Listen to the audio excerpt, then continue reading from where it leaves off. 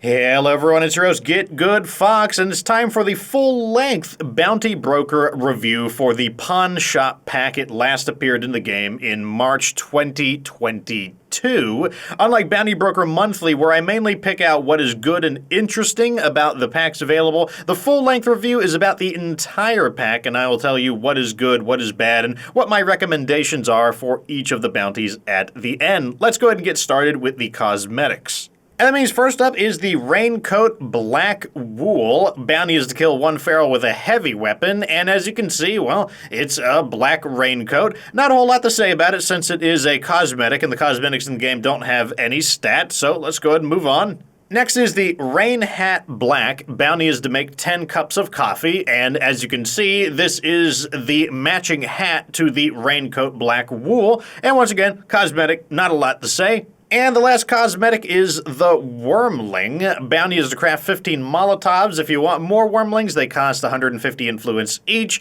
And the Wyrmling is a close combat weapon. All close combat weapons have the exact same stats, so the Wyrmling is cosmetic along with all of the other close combat weapons. That said, it's pretty easy to get, so I don't know, I'd go for it, I guess. Anyways, let's move on into the weapons, beginning with the G45. The bounty is to kill one bloater while crouched. If you want more G45s, they cost 300 influence each. This is a sidearm pistol for 9mm bullets, has a 17-round capacity, weighs 1.9 pounds. It is semi-automatic and doesn't have any other special features. Pretty much an ordinary, everyday 9mm pistol. I guess the capacity is okay, but I would not recommend getting it. There's plenty of pistols that are basically the same thing. Then you've got the Hunter SKS. The bounty is to kill one Juggernaut with rifles. Remember that you just have to tap the Juggernaut with a rifle and finish it off. You could do 99% of the Juggernaut's health through some other mean and then just finish it off with a rifle, and that will count. If you want more Hunter SKSs, they cost 625 influence each. This is a primary rifle that fires 7.62mm bullets. It has a 20-round capacity. It weighs 10.5 pounds. It has only semi-automatic fire. It has a very nice sniper scope with pinpoint accuracy, but here's the killer on this weapon. It has an integrated brake, and what that means, it has a brake on the weapon that is permanently attached, so you cannot pull it off and then put on a silencer, and since the weapon cannot be silenced, it's not going to be very good on the upper difficulties.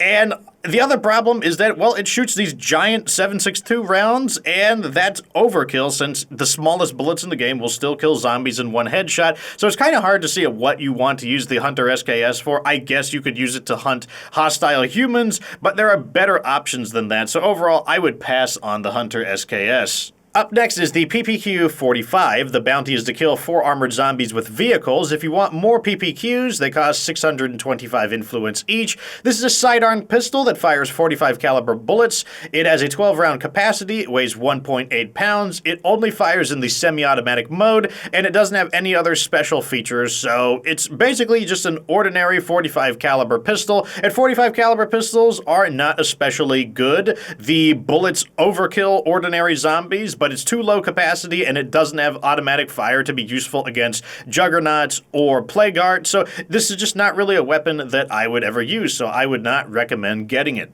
Next up is the Guan Dao. The bounty is to kill 50 zombies with heavy weapons. The price for more Guan Dao is 750 influence each. This is a heavy melee weapon. It weighs 11 pounds. It has pretty balanced, but on the higher end stats. It's got decently high impact, decent lethality, decent easy use, at least by heavy weapon standards. It is a bit on the fragile side, though. The main problem is that heavy weapons, they want to be very specialized. Like, having a balanced weapon is really not that good, and that's because what you use a heavy weapon for is either super high impact to use power attacks on Plague Hearts, because they're very good against Plague Hearts, or you want very high lethality to chop through zombies, or very high knockdown to execution spam on zombies. So having balanced stats, it's just not what heavy weapons are good for. So overall, statistically, I would say you could definitely pass on the Guandao, but it does look pretty cool, so if you like the look of it, it's not very hard to get. Just smack 50 zombies with heavy weapons, and you'll have one free Guandao. Then we've got the Wyvern. The bounty is to kill 12 Screamers with fire. The price for more Wyverns is 1,250 influence each.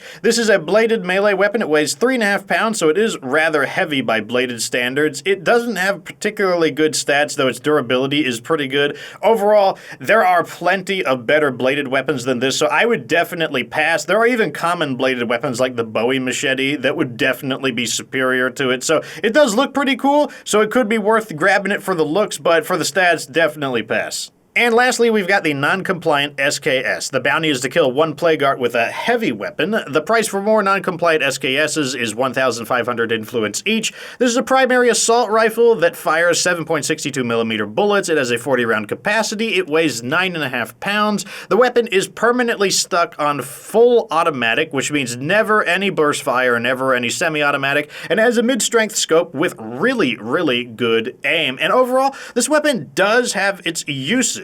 The fact that it's stuck on permanently auto fire means you can put it on your allies, and since they don't actually spend ammo despite shooting the gun, it's actually pretty useful for base defense. Slap a break on it, and they will either kill or knock down all of the zombies that try to enter your base, and if they focus their fire, they can even bring down juggernauts in a fairly timely manner. So it is an accessible option for a good base defense weapon. You can also use it for shredding heavier targets because it is a decent capacity weapon, so you could try to shred Plague Arts. I wouldn't recommend it on lethal zone. It'll absolutely shred things on standard zone, though. You can also use it to kill juggernauts. Once again, put a break on it to cap out your damage, and it'll be effective on juggernauts on any difficulty, though keep in mind that on lethal zone, 7.62 rounds are super, super expensive. So overall, I actually do recommend picking up a non-compliant SKS. And that is the full pack review of the Pawn Shop Bounty Broker pack. There's not a lot of items in it. So to conclude, what would I smash and what would I pass?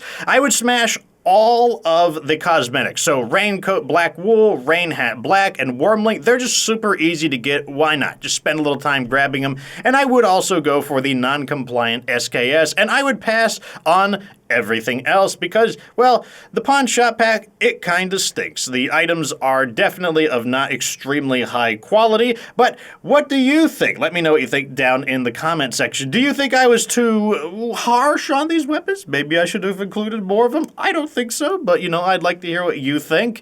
And are there any items here that you are going to consider grabbing? Are you going to get yourself a non-compliant SKS for base defense? Or maybe you're going to shred some Plague Hearts with it? Let me know down below in the comment section, and remember to stay tuned for more Bounty Broker Monthly, as well as more full-length Bounty Broker reviews for the other packs until I have reviewed them all. Anyways, thanks for watching. Like the video if it was informative, subscribe for future State of K2 content. Of course, remember that you don't have to be good to get good.